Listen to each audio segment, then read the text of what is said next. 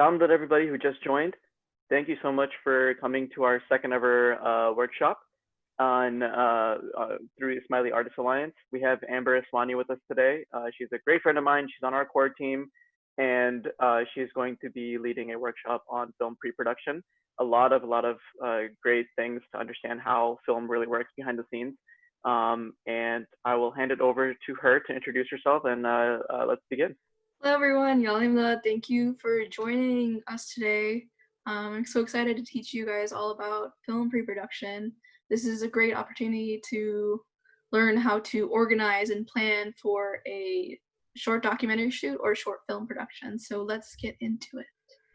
So my background is in film and TV production. I started in film in high school actually, and I've gone from there.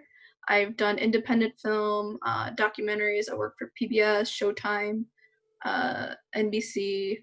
I've worked on indie films, on film festivals, on network shows.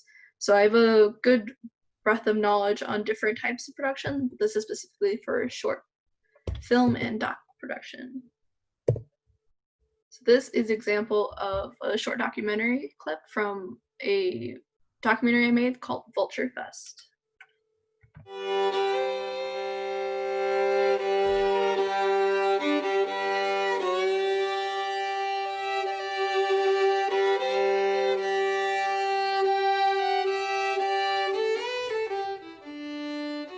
Vulture Fest is a community festival. We have arts, music, food, meant to bring people from all over the southern Illinois and surrounding areas to McKanda to enjoy the beauty that is here.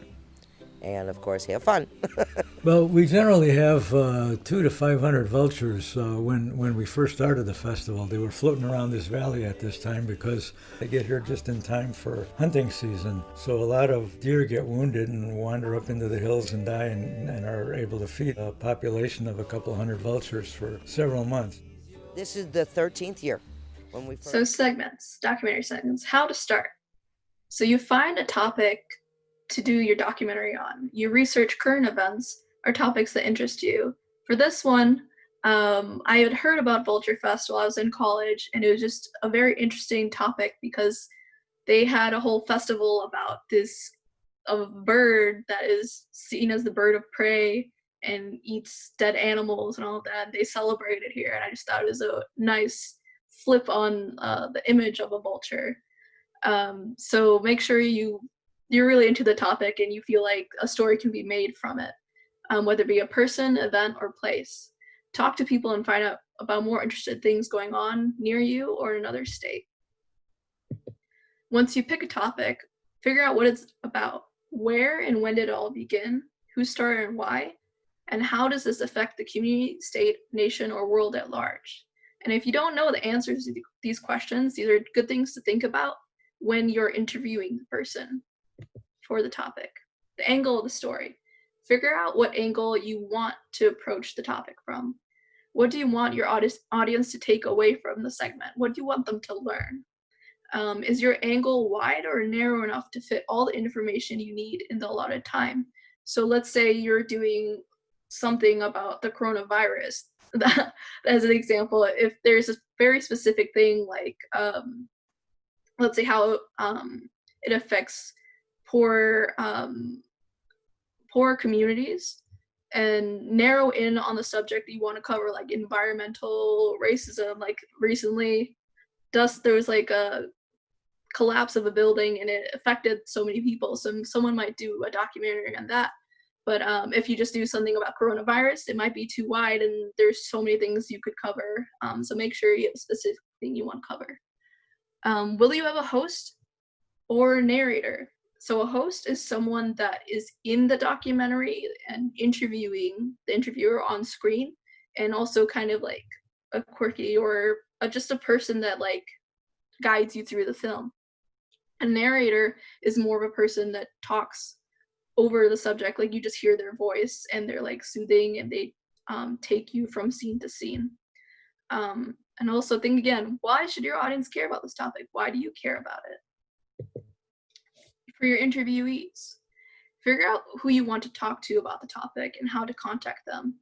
Who will offer you the most information about your topic? So for Vulture Fest, I reached out to the organizer of this festival, and then I reached out to the guy Alan Stuck, who just drew on my screen. That is interesting. Find out who will offer the most information about the topic. The second person was Alan Stuck, who had brought in the vultures every year, and he was a part of a nonprofit that takes care of these creatures.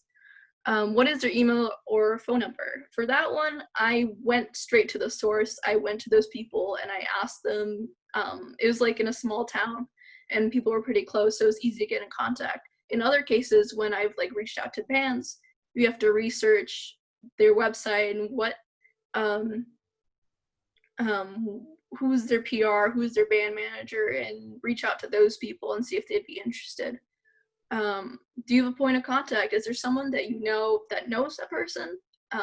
That's a good way to find out. And just figure out how you'll reach them to get this done. Okay. Contact is also important. Contact the person you intend to interview and obtain their permission. Will they be available to when you plan on shooting? Will they be able to sign a talent release? And are they comfortable with the angle you plan on taking? This is very important because you always have to get the consent of the person you're going to interview. And sometimes people will ask you a lot of questions if you're going to interview them. So you have to be prepared with your research about the topic and what you plan on doing, because sometimes people don't agree with everything you have to say. But sometimes people don't ask, and you can just go in and interview them and it'll be fine. Location and logistics. Contact the proper authorities to obtain their permission to shoot. Who owns the venue you want to shoot at? Who manages the talent you want to interview? Are there conflicting events with your tentative schedule? So let's say I was filming an interview, but there's also this band that I wanted to film at the same time within Vulture Fest. I have to think through what's more important to film. I need to get this interview to tell the story, but maybe I can have one or two other people go off and shoot that as B-roll. So it's very much just about planning everything out. And then who owns the venue you want to shoot at? Sometimes, like for the band that I filmed, San Cisco, I just got in contact with their band and they got me permission to film in the venue through that. In other cases, you have to ask the actual location, can you film there? Figure out the dates and times for shooting. When is the event? If it's not an event, when are you available to shoot it? When are your interviews available? And what is your budget? So for documentaries, will they be available when you plan on shooting? Will they sign a talent release? And are they comfortable with the angle you're taking on the subject? Location and logistics. Next step, planning. Figure out the dates and the times for the shoot. When is the event? And if it's not an event, when are you available to shoot it? And when are your interviewees available? What is your budget, and is there one? A lot of the time in college, when I was making projects starting off, even when we were working for PBS, we had low to no budget, and we just used the resources we had at our university, and got together and used our equipment and made the project. In other cases, you might have a certain stipend or an amount of money to rent equipment or work with other people and pay them properly. But you have to be very upfront with people about if you're able to pay or not and what kind of project it will be from the very beginning. Think about how many crew members do you need and can afford. Usually around documentary shorts, we use 2 to 5 people. And when are these people available to shoot with you? And you have to make sure you coordinate all these times. Make a list of equipment and crew you plan on using or renting. What I typically used was 2 DSLR cameras, which are digital cameras, a boom mic. I have pictures of the equipment on the next page. A lavalier mic, which is usually put through a shirt and put on the lapel of the person you're recording. and plug into a sound recorder, whether that be a Zoom H4 or if that's your phone or the camera. And you have to think about lighting. Is the lighting coming from inside or outdoors? Do you have LED lights or do you have to plug in lights? Will you use the sun as a natural light or will you use practicals like a lamp? Who do you already have planned on going with you? So this comes down to crew again. Who are your camera operators, your sound operators, and G&E, which is grip and electric? And do any of your crew members have equipment that they're able to use and contribute? So let's say I'm the producer, but I'm also a good camera operator and I have my own equipment and I'm going to bring what I have. And then if this is a collaborative piece, then have your other friends bring their equipment too. If this is a professional piece and you're able to pay people, look up what people's rates are, and you'll have to pay for their equipment as well going in the project. Who is your host or interviewer? Will you, the producer, interview them on or off screen? This is again like if you're going to act as a host or if you're just going to act as a narrator or someone that provokes the story to go forward. This image right here on the left is a lavalier mic. This over here is a DSLR camera. On the bottom left is a boom mic, which is held up by someone and follows the talent as they speak. The lights underneath are LED lights that you'll usually use. And if you don't have a DSLR camera, you can always use your phone, depending on what it is. And just light it like you would a normal scene. And it should turn out pretty good if you have like iPhone or other high quality HDR camera equipment on your phone. Treatment or segment.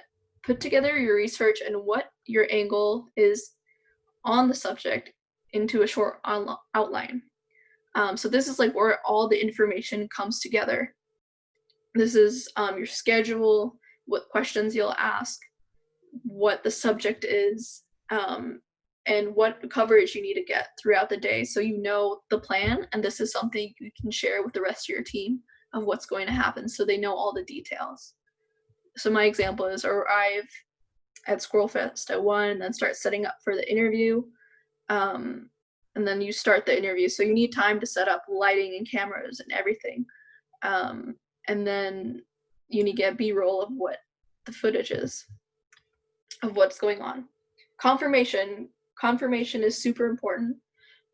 It's making sure the people that you reached out to initially are still up for being interviewed. A lot of times bands especially, they will back out last second with not much notice, or they'll accept last second without much notice. So make sure you have a backup plan or a different way of completing the project. Let's say we're at Vulture Fest and one of my interviews dropped off.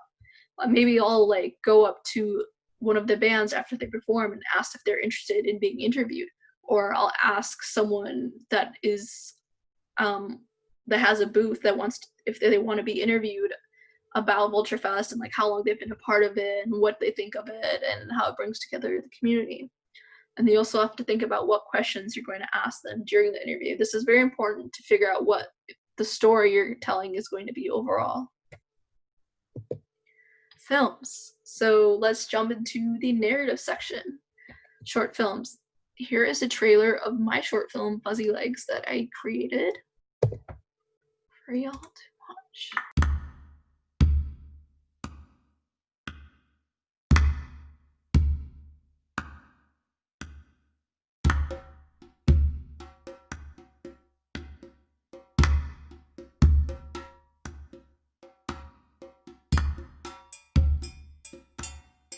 And you think shaving your legs will solve all of your problems? Yes. No. Maybe. I don't know. But it'll help. No, it won't, Amina.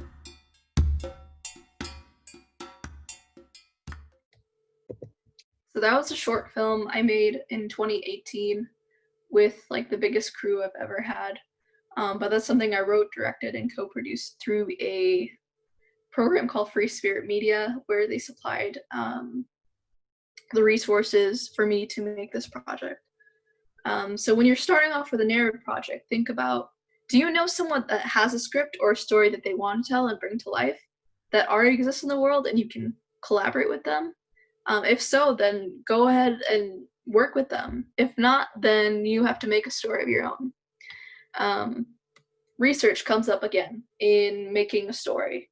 What interests you? What inspires you? What topic do you want to speak on? For my short film is about bullying, racism, and being a Pakistani American girl growing up. So that was very personal, but some topics can be researched into more to create a full story about something else that isn't as personal. What kind of story do you want to tell with this subject? And how does this topic and story affect you? Why is it important to tell the world? First, you have to think about, why is the story so important to you? That is how you're going to sell a story to someone else and make it interesting for other people. So figure out what the story is. What's your personal contact? What personal contact do you have with the subject? Do you know enough about the subject to write a convincing story, or will you need to research more? Do you need to work with other writers? Because maybe you want to write a story, but it's about someone else's culture, it's like someone else's point of view. Then you would work with someone that is from the other culture about a story that would be something like that. Because sometimes you can't write about all the things if you don't have that point of view and that reference point. But sometimes if it's like a career path or something like that, you can interview someone and get background information about what it would be like to be in that career field. Genre, is it dramatic? Is it comedic? Is it sci-fi? Is it horror? Or is it commercial? Yes, a lot of narrative projects are commercial. They are scripted out, they are planned out, there are shots, and they make it so it's a story in itself. Write a treatment. Again, with the narratives, you would need a treatment. Sometimes people will write the treatment first and then the script, and other times people write the script first and then the treatment. But the treatment is the thing that has all the information about the story, like for documentaries. What is your movie about? The logline or pitch, that is the short thing, the short sentence that will sell your idea. So I put the example of Holes. A wrongfully convicted boy is sent to a brutal desert detention camp, where he joins the job of digging holes for some mysterious reason. Who are your characters? Who's the hero? Who's the villain, the antagonist? And who's the supporting role? What is the conflict? You describe the summary and synopsis of your film. What happens in it? Writing a script. So to begin, think over the following things and set the scene. Again, who are the main characters of your story? When and where are they? Are they in the 50s? Are they in the future? Are they in present time? What is their world like? If it's a sci-fi world, is there robots, or is it pretty realistic to what life is like now? What are they doing? What are they like? And what do they have to do with your main subject? A lot of the times for characters, the reason why they become so interesting is because it's the way they react to situations. Like, one character wouldn't react how this character acts because they have their own personality and how they go about the world. Intro and inciting incident. First, this is when you first introduce your character and what problem they're going through. So my example is a chef from a Chinese cuisine restaurant. Do not steal this idea, by the way. I came up with this. A chef from a Chinese cuisine restaurant sees a decline in sales after the virus has gone away. Customers are going to other restaurants. If he can't get enough money, the restaurant will be shut down and his employees start to quit.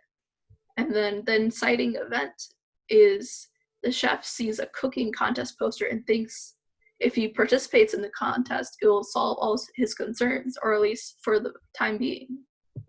Rising action. Who or what is stopping the character from overcoming this problem? This could be an antagonist, a person, a place, or someone's, or their self. For this example, I wrote that it's the fierce competitors community, and the community who's afraid to come in post-corona and because of racism. The characters attempt to solve the problem is how the restaurant owner begins to train for his life for this competition to win the money and the recognition to bring in more business. What do they hope to accomplish by overcoming the conflict? Again, he hopes to bring in more customers. Climax of the story. How do your characters overcome their conflict? Example is that he trains his hardest to win this competition, and then the night before the competition happens, his special knives are stolen, and he gets beat up by the competitors' goons. The next day, he shows up to the competition with a black eye, and he outdoes the competition, and he wins with a traditional dish he made that his mother taught him growing up. So you have to make it sentimental, but also like exciting to push the story forward. Resolution and end. Full action. What do your characters do now? The old employees come back and they start seeing business again, but they continue to struggle like any other small business. And in a perfect world, the goons would go to jail for assault. And then have the audience have they learned anything in this story? In this example, he learned that perseverance perseveres, and you must always fight for what you want and think is right, and don't let anybody stop you. So that was the script writing part to get your ideas going. This part is the organization of a film production. You have to, again, rally up a crew. Who do you trust with your story? Who do you work well with? What positions would each person be best at? So the different crew positions there are is producer. The producer is the person that plans and organizes the whole shoot, the talent, the transportation, scheduling, overall communication, and oversees safety on set. The director brings the story to life. They direct the actors, they make the shot list, they vision out the whole film and how it looks shot by shot. The cinematographer is in charge of camera work. They're in charge of the artistic and technical decisions for how the image comes to life. And they delegate tasks to G&E for lighting the set. G&E is grip and electric. Electric lights the set, so they're in charge of lighting everything. And then grip sets up the gear, like the dollies. If there is a dolly, they set up like the track for the camera to go on and the tripod and all of that little stuff. And they shape the light with flags and different equipment. Art department, they collect and make props for the scene to make it look pretty and make it fit the setting of the film. And there's also makeup and hair departments that people have when they have more money. That's something to think about too. And then editors sync audio and video together, and they edit the final segment to be a viewable piece. A sound mixer records the audio in the project, and they balance the levels as people are talking. And the boom operator holds the boom mic and moves around the actors to record the audio. Casting. Casting is getting your actors, your talent together. So you have to think about who fits your characters best. You have to come up with a description for each character, so the casting person or you have something to go off of what you're looking for. Who's available? Who takes direction well when you're going through auditions?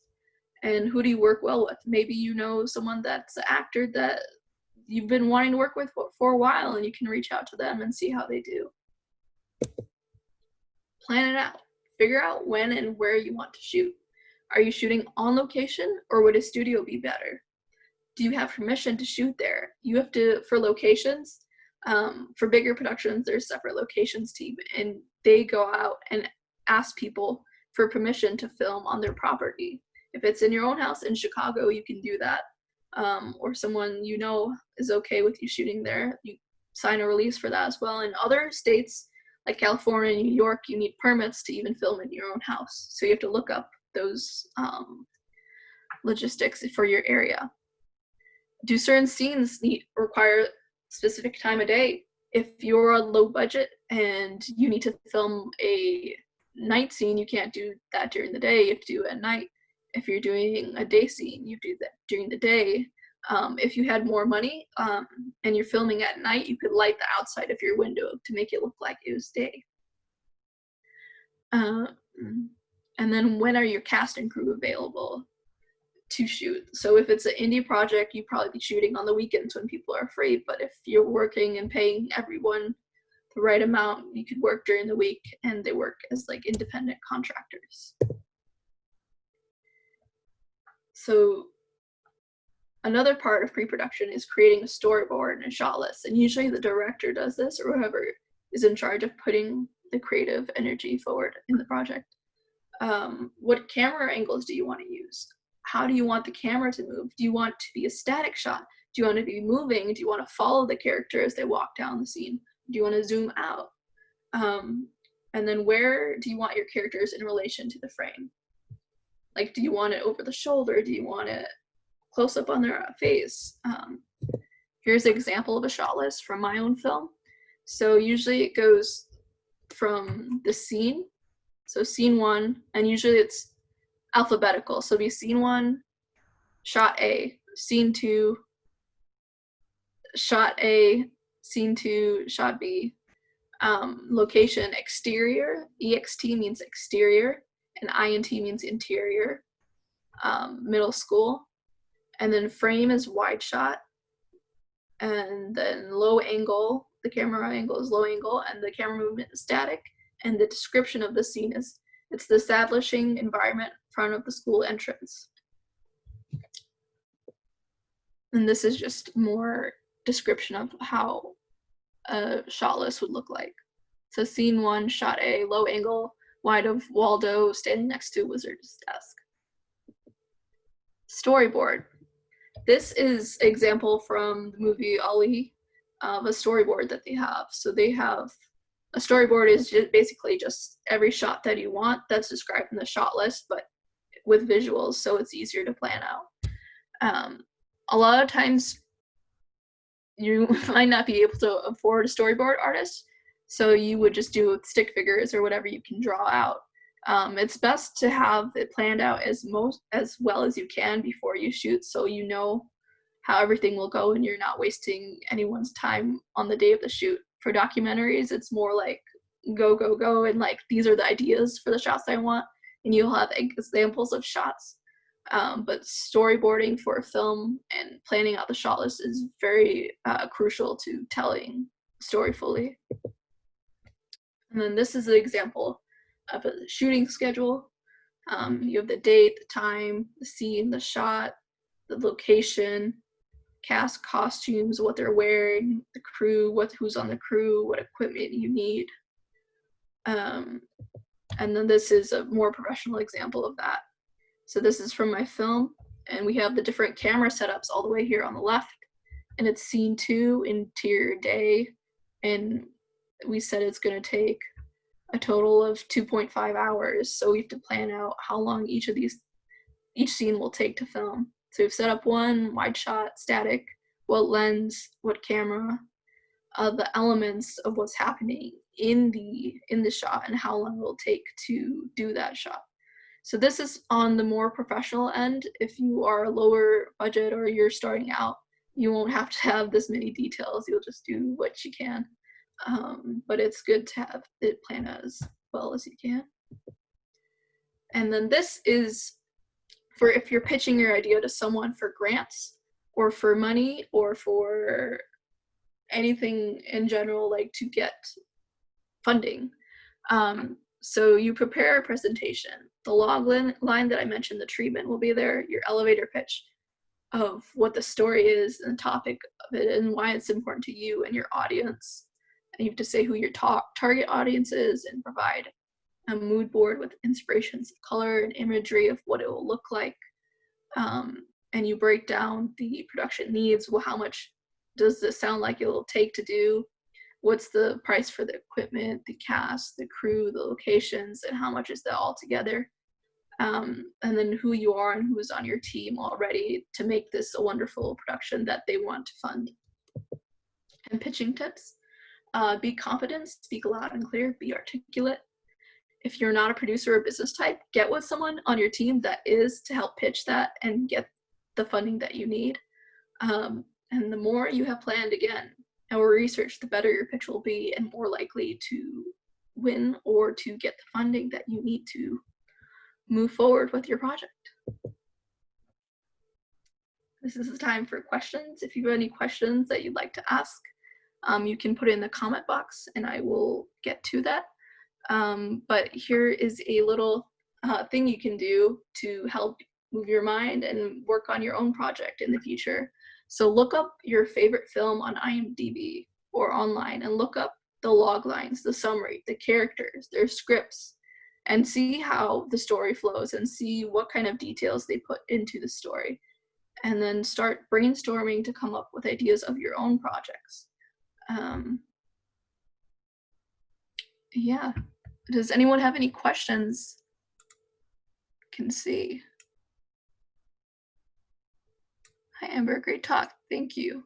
In your opinion, is it usually a fail just going with the flow without a focus, clear, concise vision on what story you're attempting to convey? Thank you for the question, Aleem. It's not a fail, but you really should be planning out something. Is this to like narratives or documentaries? Thank you. It's better to have a plan. It's always better to have a plan. So when you go out there, like if it's just you and maybe you just want to have an experimental shoot and test out your equipment, that's fine. But if you're having other people come with you, short docs.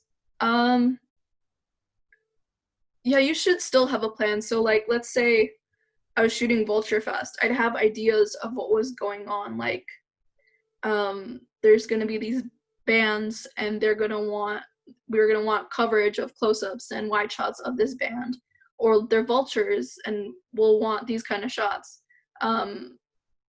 But you kind of just want like an idea of shots that you want to take, but when you get there, it's okay to experiment with how it looks like and what it looks like. But if you want to interview someone, it depends on the subject and how available people are.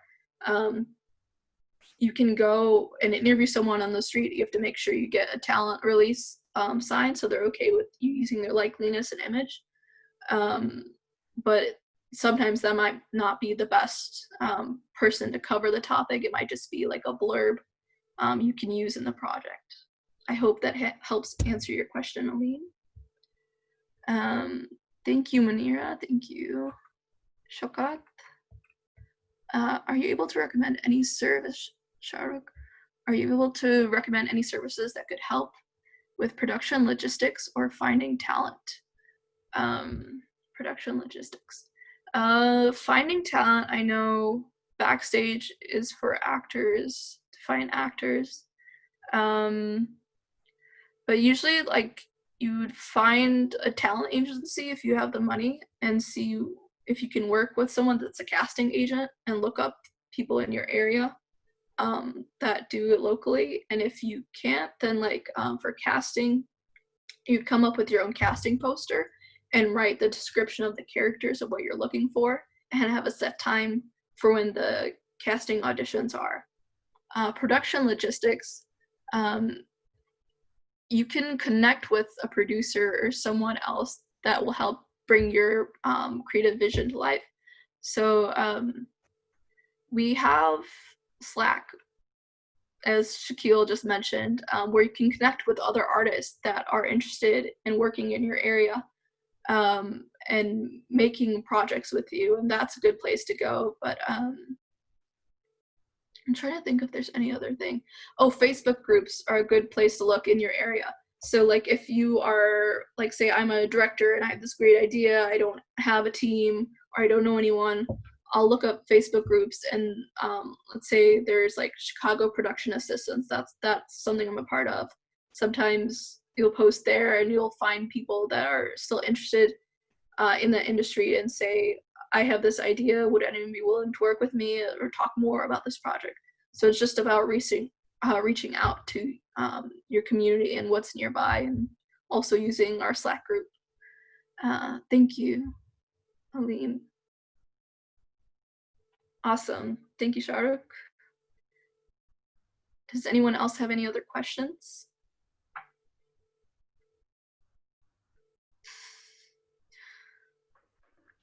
If not, if we don't have any more, and if you guys do have more questions, please feel free to join our Slack and ask there so that Amber can respond to you, and maybe other people who weren't able to join the call also have questions. You can also comment on our social media to ask Amber any questions or follow up. Again, this video, the latter half of it will be posted on YouTube. Again, we apologize for the interruption during the middle, but we've taken measures to make sure it doesn't happen again for future calls. We're still learning the tool, so now we have a little bit more knowledge on how to prevent that from happening. So thank you for being patient with us, and we'll make sure it doesn't happen again. But thank you again to everybody who joined. Amber, thank you so much for doing this presentation. I learned a lot. I'm very excited to make sure my next music video follows some of these practices. Ramesh, please make sure that you help me with that if you're on the call. But thank you again. We will post this on YouTube. The YouTube link is in the chat for you to subscribe. Please subscribe so we can, once we hit 100 subscribers, we can change the name of the channel to something, or the URL of the channel to be something a little bit easier to read and shareable, so everyone can take advantage of that. And I also put the link for our signing up to be a part of the Smiley Artists Alliance. Thank you, everybody again who joined, and hopefully we'll see you tomorrow. Tomorrow's workshop is a different link. It's Shirin Lada doing the dance workshop. Her URL is shirinlada.com/online classes. But the link is in our Instagram, so you can definitely check it out there. And the YouTube, Lisa, the YouTube channel, if you just scroll up, it's up, there it is. Thank you, Sarah. All right, everybody, have a great rest of your Thursday or Wednesday, I mean, and we will see you hopefully tomorrow in Shirin's class. Thank you, everyone.